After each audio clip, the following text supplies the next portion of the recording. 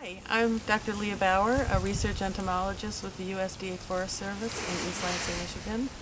And over the last 10 years I've been studying a small beetle called the emerald ash borer, which was introduced from China inadvertently, probably during the 1990s, due to international trade and movement of goods. In 2002 we learned that this beetle had been discovered in southeast Michigan, and that it had spread throughout much of the area around Detroit, as well as into the Windsor area of Ontario, and that tens of thousands of trees were dying and have since died, and now we have this beetle now in this part of Michigan, which is sort of south central.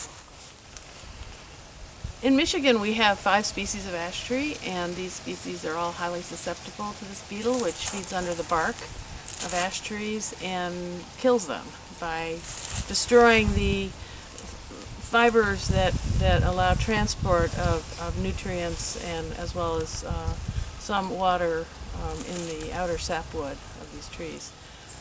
We've learned from actually destructive sampling of these trees, we actually have to take a knife and slice off thin layers of bark, and we can see the type of damage, and hopefully we'll see some life stages of emerald ash borer that's in the time that they're under the bark of a tree, which occurs through the winter. So let's cut.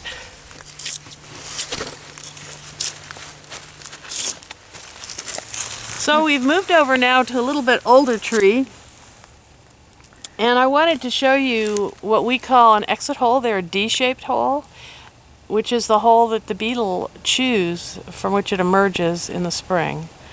And underneath that area of bark, we'll find the whole gallery where it fed. So I wanted to show you what was under an exit hole of emerald ash borer. This would be where the beetle actually emerged from, and the larva is the feeding stage that lives under the bark. And we can take a peek under here, and we can see the kind of damage it does and where it pupated. Okay, this beetle emerged out of this patch of wood and maybe had fed in some other areas around this patch. And we can see here that callus has formed and grown over that gallery. It didn't amount to much. I mean, usually there's a huge, you can see how big most of these galleries are. So here's an ash tree that has recently died from emerald ash borer attack, and we can tell it's recently died because the bark is still on it and it's still standing.